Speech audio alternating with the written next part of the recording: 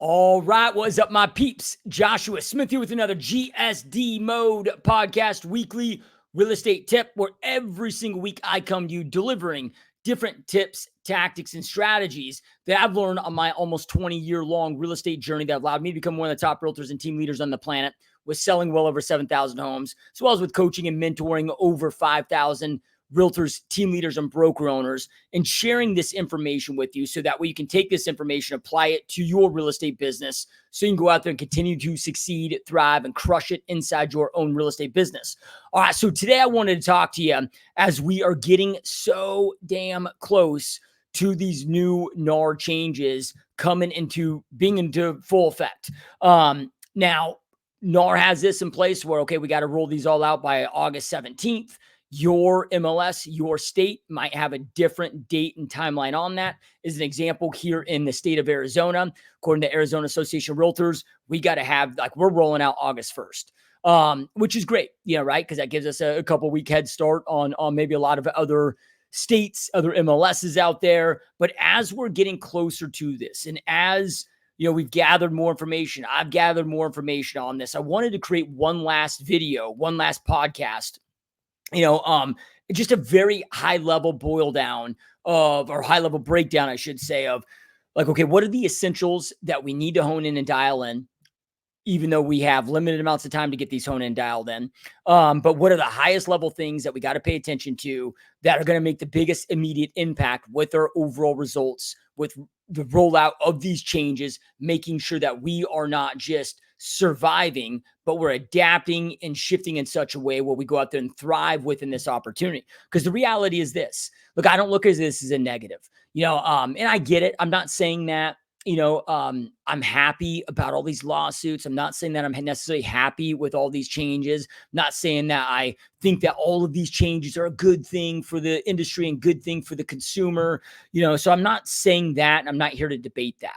What I am here to say, though, is I see this as a great, positive, massive opportunity for those of us that treat our profession as a true profession, for those of us that take this stuff seriously, have put in the time, work, and effort, that are doing what is necessary to adapt and be overly prepared for these things, like I've been just preaching on this podcast and always preaching on this podcast, with these changes and any other change that we ever see. Change is something that's always taken place, always is, always has, always will be.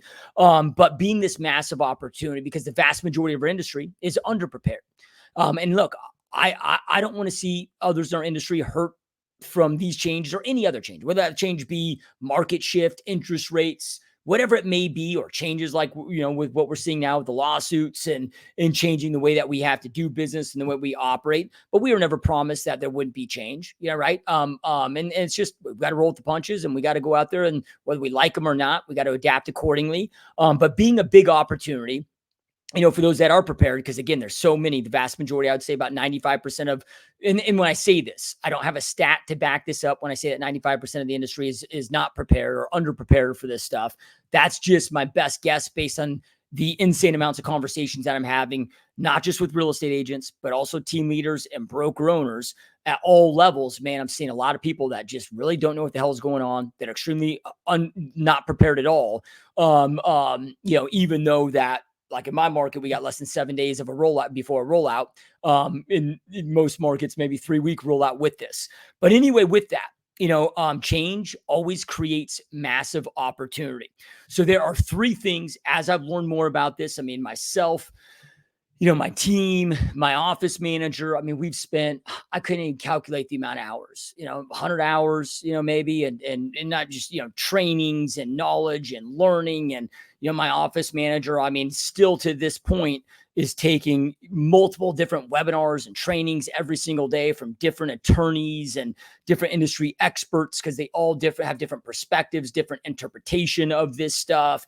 Here in Arizona, we have over 20, I believe it's 27, either new forms and or amended and changed forms that have, come are being rolled out along with this release. So lots of changes, right? So we've had to make sure that we were prepared. And the second that we got wind of this, we started preparing and breaking this stuff down.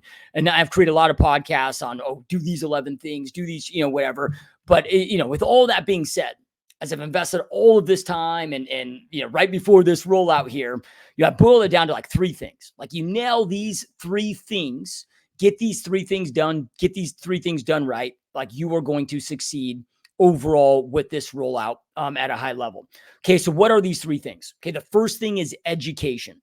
What I mean by education here, and this is twofold. Well, let me go through the three things, then I'll break down each one by one. So we got education, we got processes, and then we got skill set, right? So these are the kind of the three top level things. Like if I was to summarize everything into, break it down into three core things that are going to matter most, and what this really boils down to for us as real estate professionals, real estate agent, team leader, broker owners to succeed at the highest level, boils down to these three things, these three buckets, right? So let's first unpack education. What do I mean by education? Okay, make sure that you, as the practitioner, are as educated as you possibly can be. Like at this point, hopefully, you know this inside and out, and not just what the NAR settlement proposal is and what it means, based on NAR's, release of this. And you can go to facts.realtor, NAR's main website, where they have, tons and tons and tons of resources. So hopefully you've read this settlement by this point. You've read all the FAQs, you've read, and watched all the resources and educate yourself from the NAR standpoint. But then from there, okay, every state and even every MLS potentially can have different interpretation or different interpretations of what all this stuff means. So then from there, each state, and this is where it gets difficult because I'm having so many questions from agents and, like, okay, maybe somebody reached out to me from Florida, then I talked to somebody in Texas, then somebody in, Ohio or whatever. And I'm like, okay, look, we got the NAR stuff and we know what NAR is saying, but then every state is going to have different policies, different protocols, different forms. All of our buyer broker agreements are probably going to read differently, have different options, say different things. So an example of this, okay, so Arizona, state that I'm in, Arizona Association of Realtors, as I mentioned, has come out with like 27 and like, don't fact check me on that. It might be 26, might be 20, but it's, 27 stands on my head, but it's, 20 plus new and or changed and or amended contracts and forms that, with these changes, with this rollout, right? So then from there, I didn't have any awareness that this was taking place. Like we based on what NAR was saying, it's like, oh man, well, how is buyer agent compensation going to be paid out? And kind of the interpretation from what we saw and the best interpretation from this, a conversation with attorneys, was, okay, well, it's going to be, looks like it's primarily going to be, through buyer concessions, and no longer be allowed to be paid out from the listing agent, kind of how we've historically done it.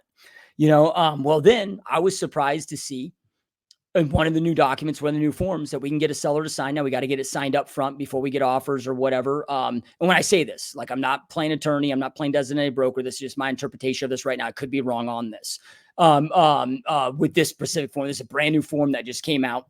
So I'm getting, educating myself, going down this process right now, making sure that I fully understand this and fully know this, but with this document, with this form, it allows us, as long as we get the seller, seller has to sign off on it along with the listing agreement, and give us permission to be able to share our commission, our percentage of our commission. We have to disclose what that percentage would be or what that dollar amount would be, as buyer agent representation compensation.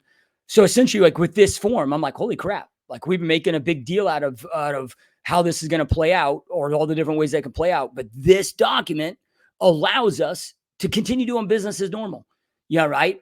If that's something that the seller's okay with and wants us to do. Now, I know it's not business as normal because the commission field is, eliminated and omitted from the MLS, and there's going to be other, operational things, that come into play there. But we were sitting there breaking down and trying to mind map out, like, well, how are we going to help, VA, buyers that can't come out of pocket for, a buyer agent rep fee. And if the seller won't pay it, dude, this solves a lot of those, worries, a lot of those concerns. And I know that there's been kind of some workarounds with that stuff that have also been, come about as well. But again, our minds, when all this came out, were originally racing. But then now we just found out, hey man, like with this particular form, like we're able to kind of do business as usual as long as the seller's cool with it and all on the same page with that. Like we don't need to get a buyer agent compensated through concessions and have it built like, okay, we can, again, if the seller agrees and we're all on the same page, we can still go just like we've done, for my 20 years of this industry, where I go to a listing, potential seller and say, okay, hey, my commission is X. To go out there and market and sell your property. This is what my fee is. Here's what my percent or dollar amount is.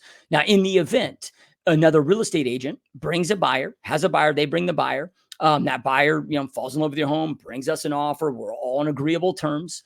In the event that takes place, I'm going to then split this percentage or this dollar amount of what you're paying me with that buyer's agent, with the buyer's realtor, for them bringing the buyer and doing 50% of the work, right? So it's always kind of the way I've always explained this to a seller, pre these changes, is look, here is my fee, right? Now, if I go out there and sell your property and procure a buyer, this is what my fee is, right? In the event another agent has a buyer, they bring the buyer, then I'm going to split this fee with them. But this is what it's going to cost you for realtor fees to go out there and sell your house, what my fee is. That's how I've always presented and sold it. Well, this, new form that we had no realization was coming out, is we got access to this form. And then why I said we had no realization of coming out is, until last minute, we didn't get released any of this documentation of these forms, up until about a week ago or so.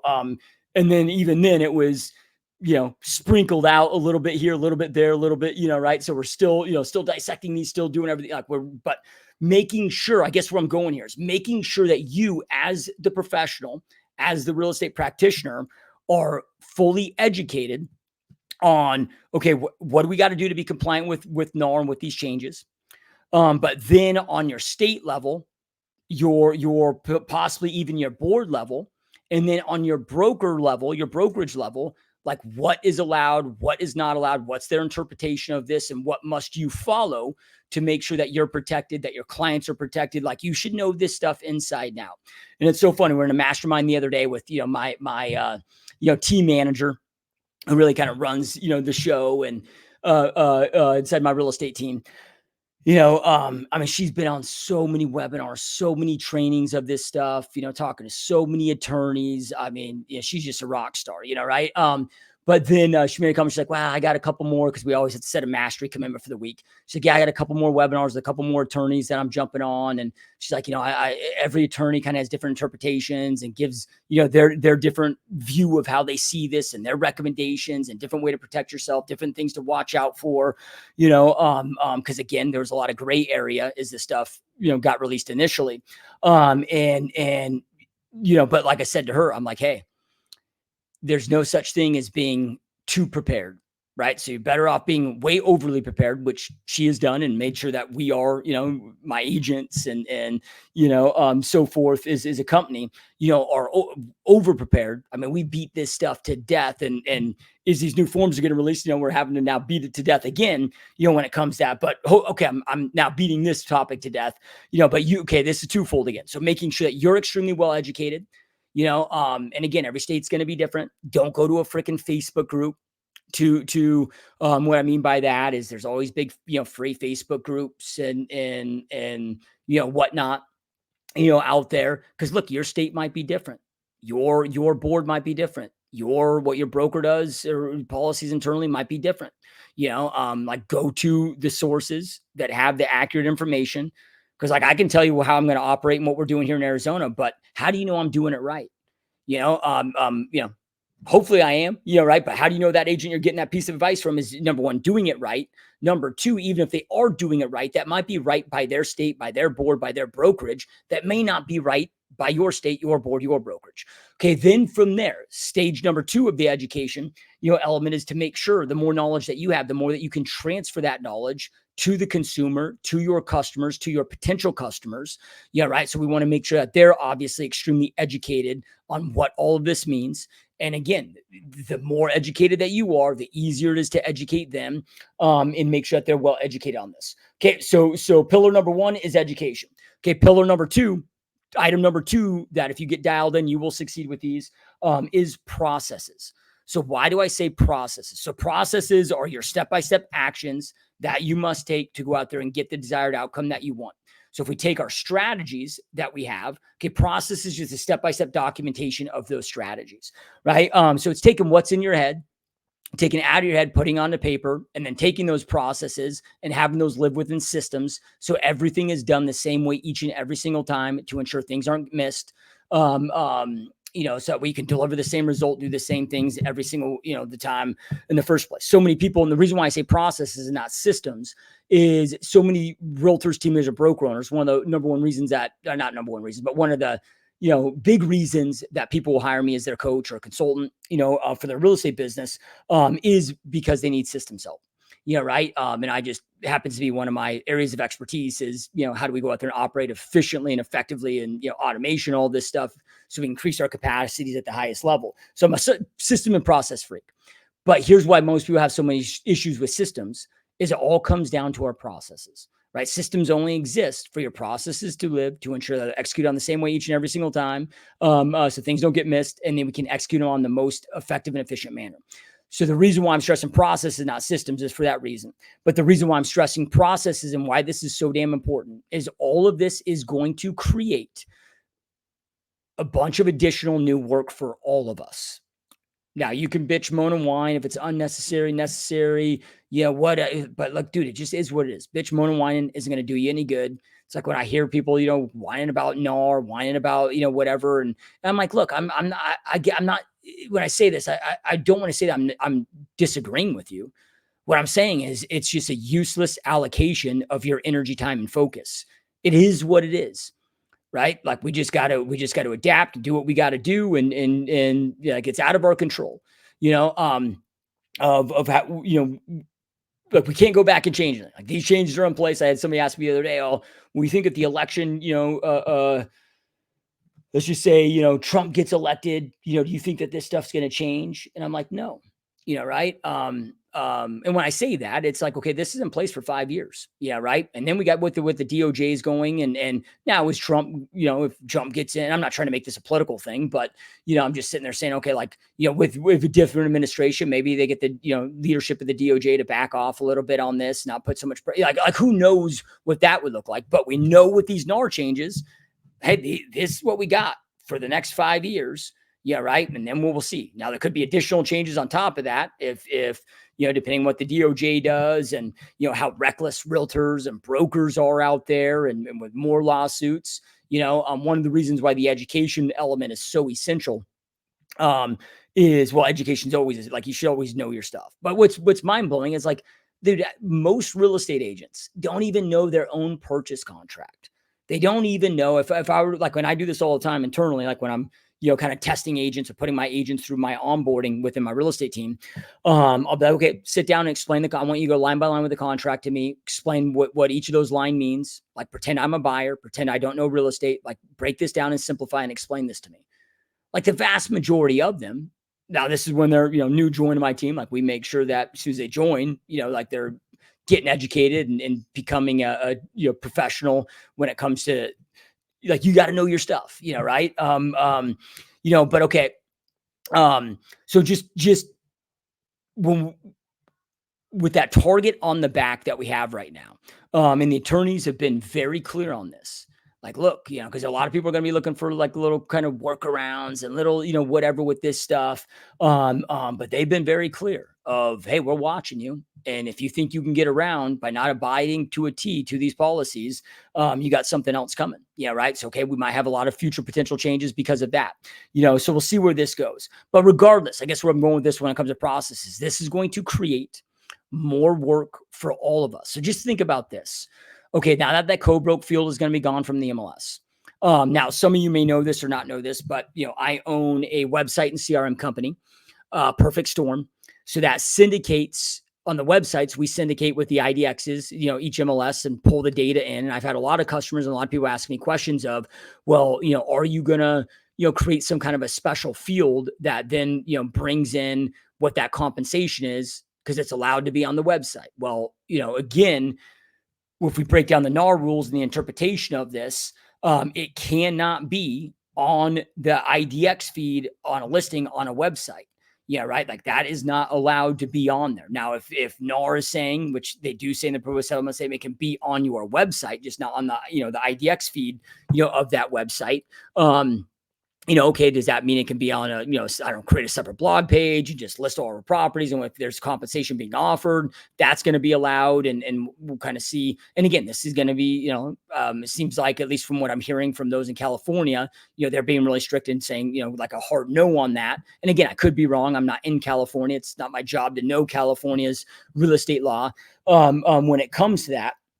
But anyway, so with that being said, okay, now you got to go out there and reach out and call every single listing agent. If you have a buyer that, let's just say, in the event that that buyer needs compensation, or even look, if I got a buyer that can afford to pay my commission fee, and doesn't need the seller to pay it.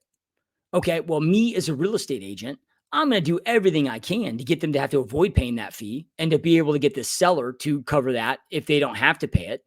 Yeah, right. Like, why wouldn't I? I'm here to look out for my buyer's best interest. Like, if I got a buyer, I'm going to go in there like a freaking pit bull and get the damn best terms. Get the, find out what they're, find them the property they're looking for. Get the best terms. It's my job is to go out there and negotiate the best terms for them. Why are they hiring us otherwise? Yeah, right.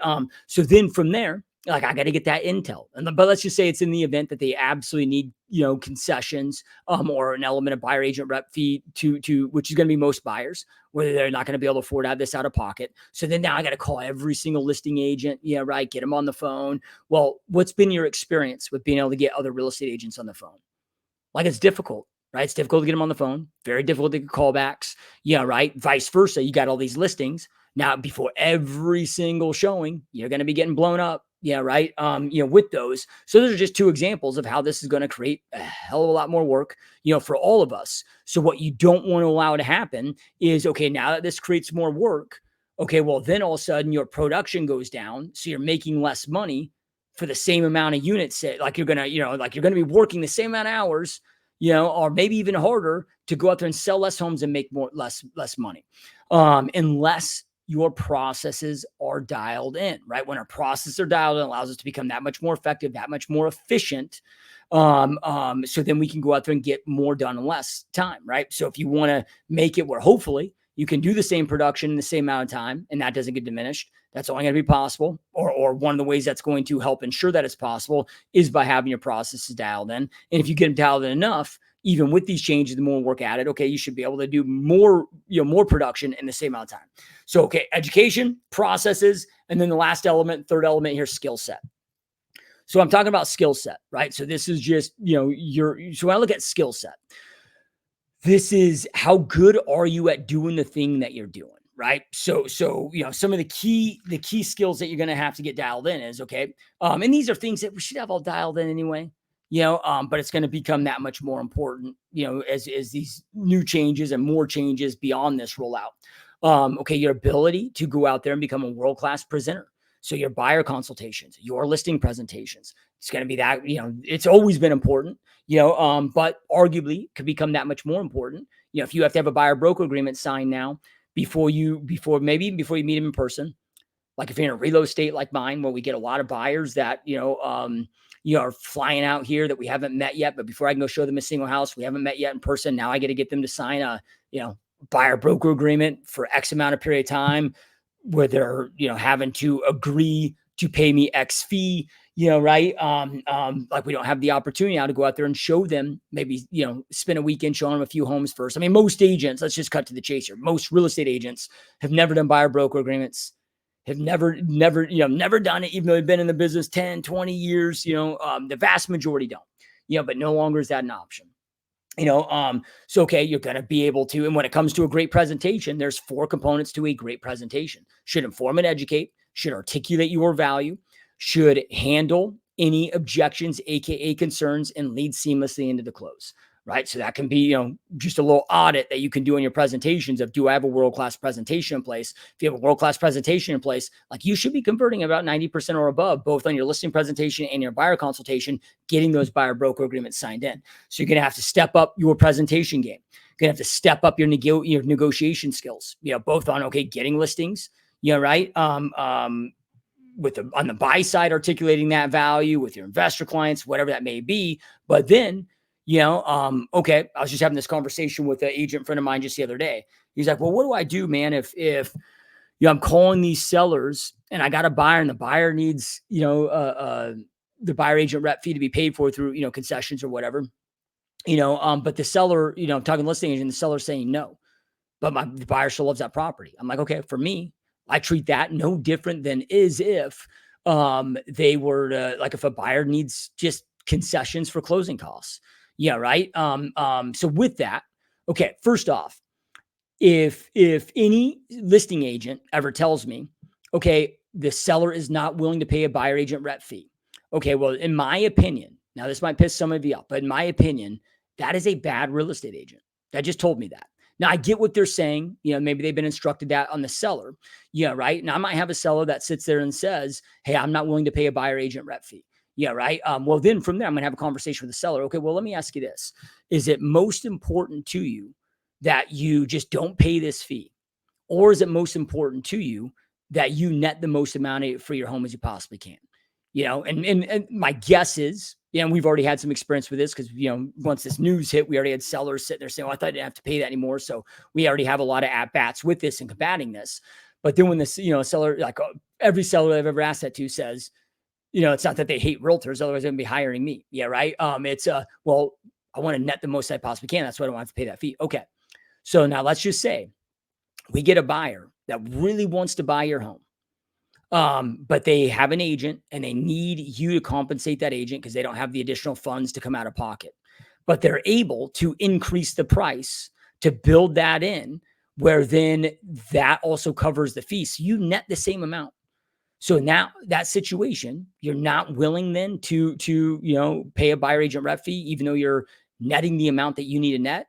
So when we reframe it, when we have that conversation with them, so, okay, like when I have a seller that's like, I don't want to offer it, initially, whatever, I don't want to offer it, right. And I got a buyer agent that calls me up. Hey man, is your seller offering this? Well, conversations right now that they're not wanting to, they're not excited about it. However, look, if you bring us the right offer, I know what's most important to the seller is netting a certain amount. You bring the right offer. We can put this deal together and make this happen. Yeah, right. Like, let's just put deals together. Let's make it happen. Like, I'm never going to sit there and just say no. Or on the flip side of that, if I've got a buyer, right, and then the listing agents like tell me, nope, we're not offering any of that. Okay. So then I would just reframe it to them. Okay, so let me ask you this. For most sellers, what's most important to them is the amount that they net. So I'm guessing that's what's the most important to your seller. Is that a correct statement? Well, yeah, they want to, try to net the most they possibly can.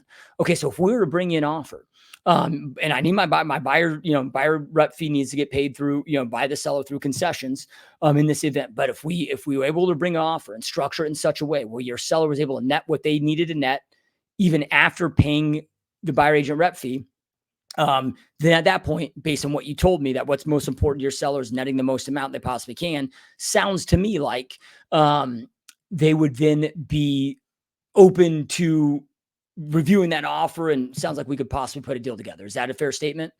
Okay, why don't you let me go out there and schedule the showing? My just being upfront, my buyer does, need this fee, but if we can, make this happen. And look, I've had this happen so many times with FSBOs. I call up the FSBO, buyer's interested in it. FSBO's not willing to offer a commission. Okay, no worries at all. Now I go have a conversation with my buyer of, hey, look, they're not willing. They say they're not willing to offer it. But in my experience, and I'm not promising you they'll pay it. So there is a possibility that if you love this house, like, you might have to pay it. However, my experience has been a bird in the hand is better than two in the bush, meaning that they say no, but once they have an offer in that hand, see what their net is.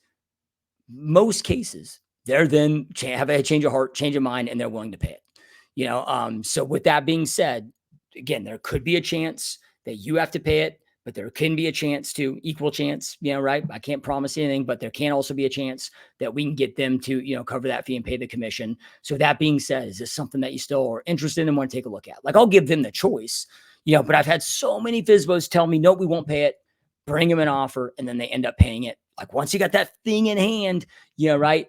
It can be a little bit more tempting, to go out there and move forward with it. All right, so your negotiation skills. Are part of negotiation skills is your ability to articulate your value. You're going to have to be very great and have that skill set of being able to articulate your value. You heard me say this a ton on this podcast. But the thing I love about real estate, one of the things I love about real estate, a lot of things I love about this industry, but one of the things that I love is we don't really have to sell anything.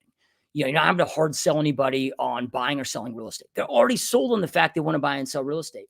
Your job, our job, my job is to articulate we're the best guide to get them from point A to point B, right? So your ability to articulate, and that is your job. The only thing that you are selling is you and your services and yourself, that you are the best guide to get them from point A to point B. So if you got 10,000 agents, or if you're like my market, we got 50, 60,000 agents. I don't know what the total number is anymore. A lot of agents are dropping out and they kind of have hidden.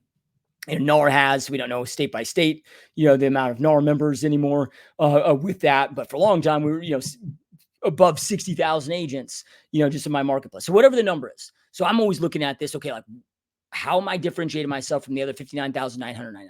If you're in a market where there's 10,000 competitors, 10,000 agents, right? Like, how are you differentiating yourself from the other 9,999 of these other realtors? Like, why you?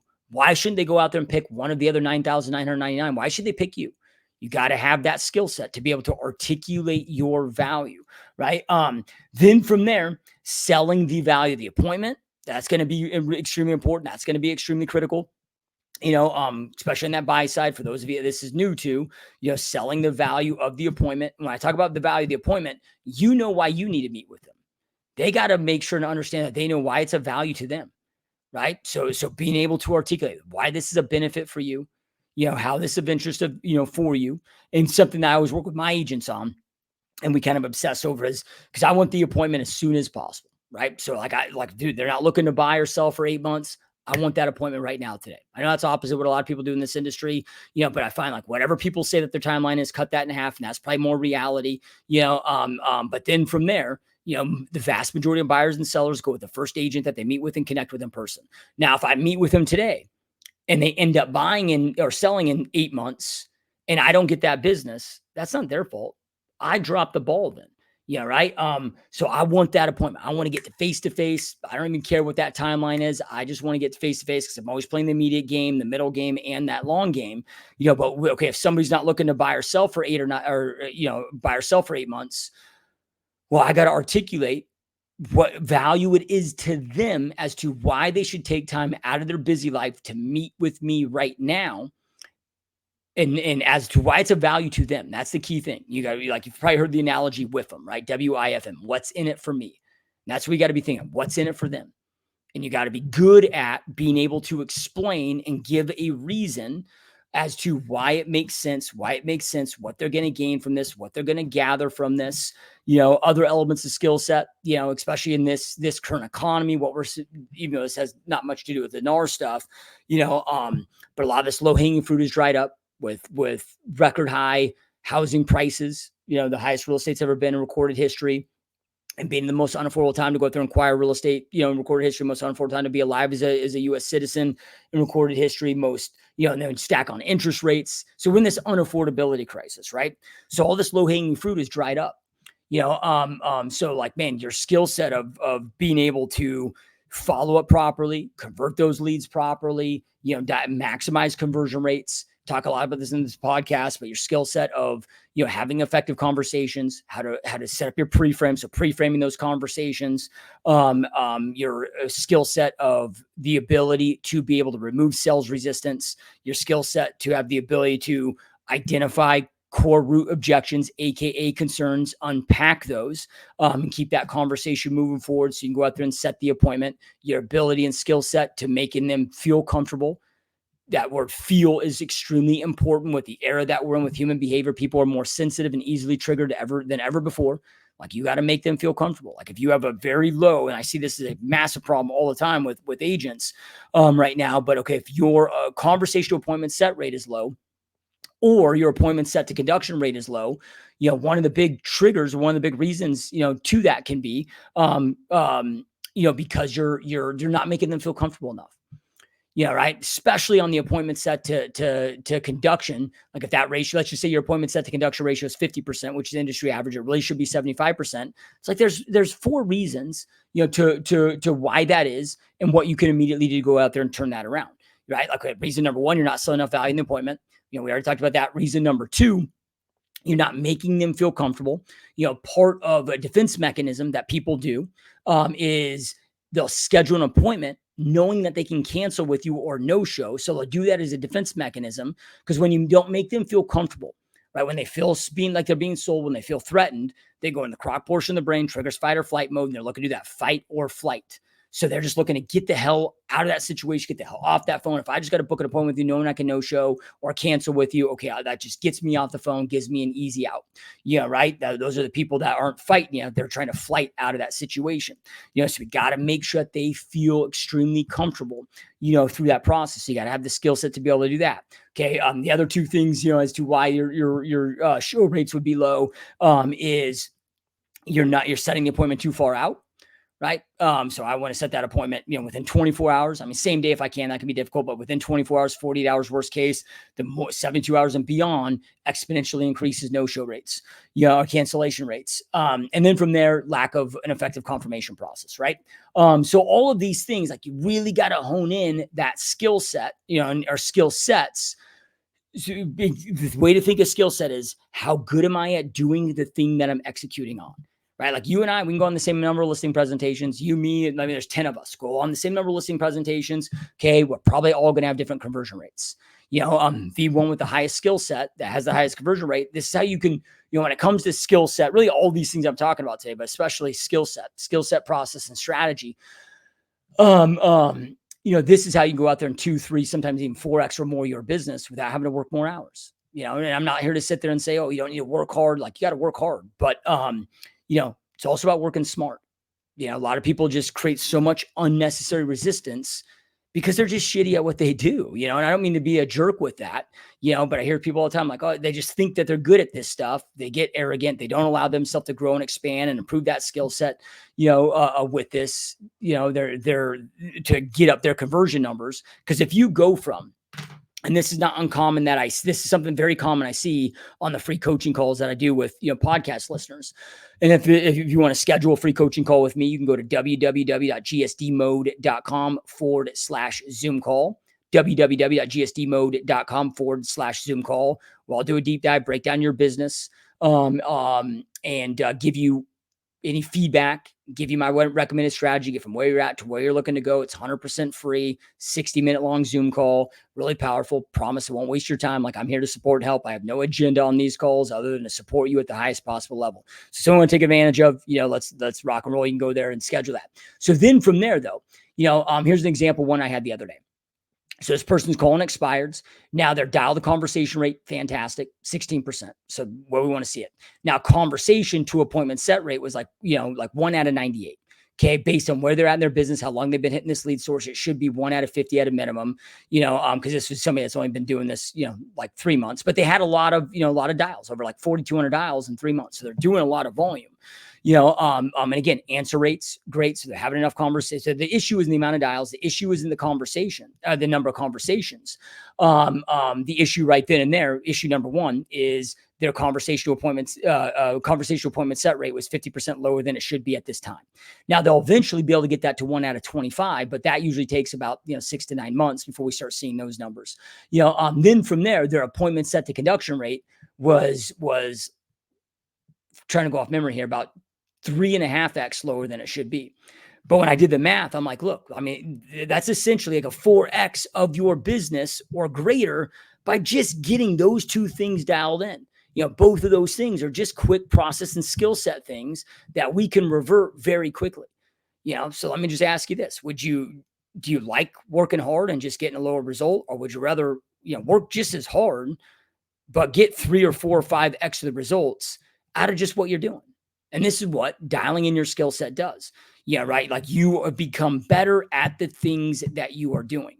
Right. And a lot of people, this is where it's like fishing with dynamite in this industry, man. Most people invest 0 time, their whole entire career, on developing their skill set. I see it every freaking day. People that do this 20 years, 30 years, sometimes longer. They've just repeated the same mediocre year after year. Maybe they had a couple really good years because they got lucky with economy, market, whatever, but it was just luck. Wasn't, but then 90% of their career, they've just, figured out a way to survive, but they've, kind of struggled that whole entire time, and they haven't developed their skills. They're still, even though they've been doing this 30 years, they're still operating as an amateur and beginner because they haven't invested that time to go out there and down their skill set. Now, skill set comes down to mastery. This is just mastering your craft, right? Mastering the necessary things that you got to go out there and master. Mastery happens when eyeballs are not on you. So this is going to be like, go work your ass off during the day, inside your real estate business. And then when you get done working, when your competitors are out there, I don't binging Netflix, Hulu, going partying, whatever the crap, they're doing. Don't let that be you. This is where you set up at the kitchen table, pretending as if there's another couple on the other side of you. This is where you're just role playing, going through your buyer presentation or your listing presentation 2-3 times every single night. You're going through your scripting, practicing your pre-framing, like how you get, like, this is just getting in the reps, and you can master this stuff freaking fast. It's like, I'll take a brand new agent fresh out of school, give me 2 weeks with them. Like, in most cases, when it comes to this stuff, lead gen, lead follow-up, lead conversion, all of them crushing agents that have been doing this 10 years. Yeah, right. Because they know the right things to master in the right way. So it's so imperative, so essential. All right. So I'm going much longer than I anticipated here, which is kind of common for these podcasts. But hopefully this is helpful. Again, dial in these 3 things at the highest level. These are, at least from my perspective right now, and I'm talking from a little bit of theory, because this stuff hasn't rolled out yet, but we've got immense amounts of time, put into this. So the 3 things here: education, get your education on. So you're educated. Just a quick recap. So you are educated. Clientels are educated. You can educate them properly. The more education that you have, the more that you can educate them properly. But you got to be educated inside and out. Otherwise, you're probably going to get yourself in trouble. Maybe even lose your license, right? Okay, your brokerage in trouble, who knows, right? What this is all going to look like, right?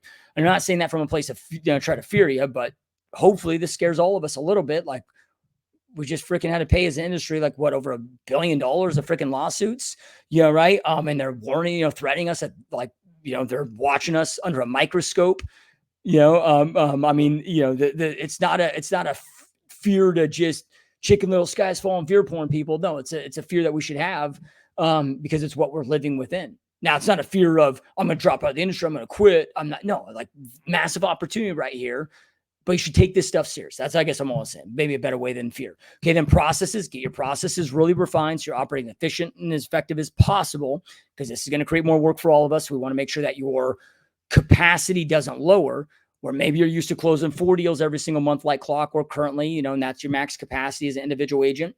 And now all of a sudden, with all this workload, maybe now you're lucky to only get 3 done. So you're working the same amount of hours, but doing less deals. If we're not careful, that's what's going to happen to a lot of people. And then honing and dialing your skill set.